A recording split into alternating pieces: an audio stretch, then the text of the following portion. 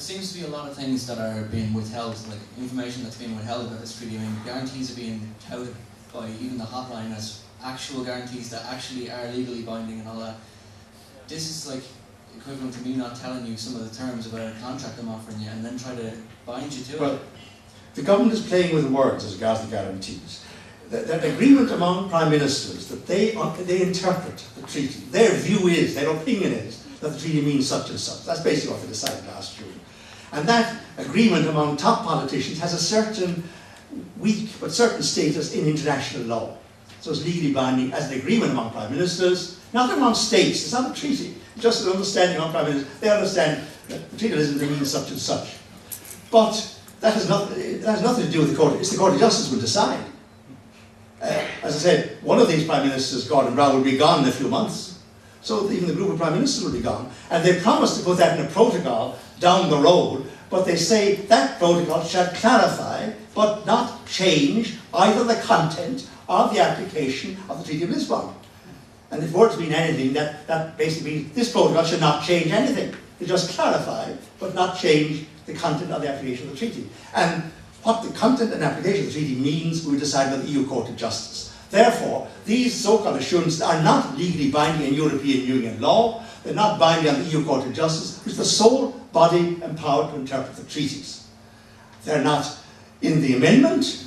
They're just meant to fool the Irish people that in some way something has changed. And if anything had changed, it would require a re-ratification of the treaty from scratch. Enough. Is there any other point?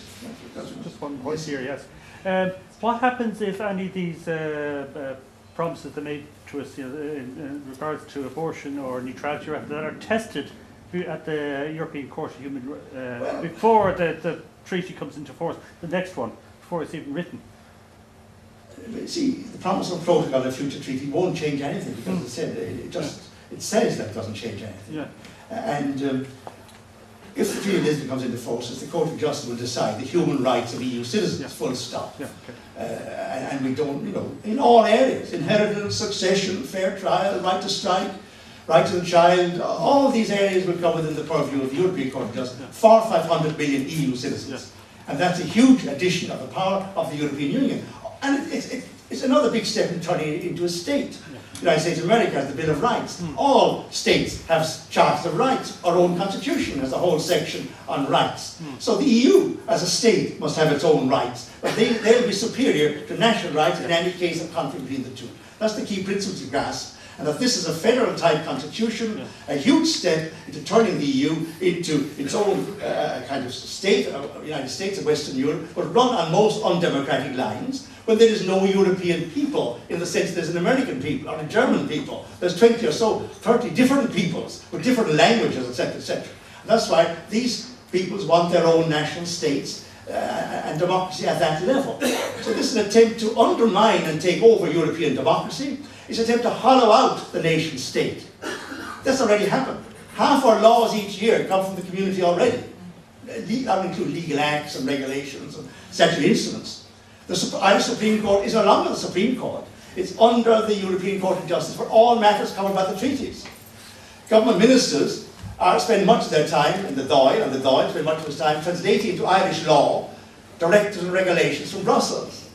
So on the face of it, the Irish state is still there, but it's been hollowed out.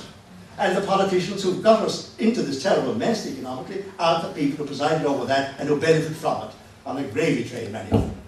And it's a bad thing for us. We put a stop to it if we vote over this treaty and open up some possibility of a real change in Europe. Because there's a real disquiet over this push towards a federation.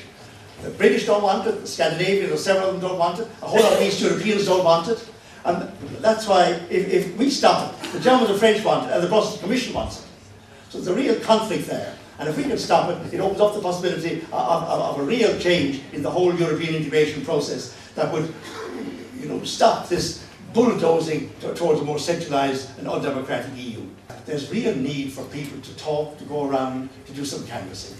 Groups like CORE, the People's Movement, the literature is there. You ring up if you're willing to help, and you won't be left on your own. You go with somebody else's experience, just to say, I'm concerned with the Lisbon Treaty. Would you like to read that about it? Just a few simple words, and that makes a huge difference to people. If they're given something personally piece of literature showing we're concerned about this, we think it's really bad and we're not getting the full truth about it. And tell as many people as that, about that, on those lines, between now and Friday week. That's a worthwhile task, it's a patriotic task, it's a democratic task, it's trying to keep our values, or the best values we've got, it's trying to prevent this hijacking of the European Union by a most undemocratic project. The whole thing stinks from a democratic point of view. The overthrowing of the French and Dutch referendums, the denial of a referendum in these countries again, the fact that we voted no, and we're exactly the same thing as we put around again, and our own government ignored that vote, in effect. It stinks democratically, and we should stand up against it as patriotic, concerned citizens as I do. Thank you.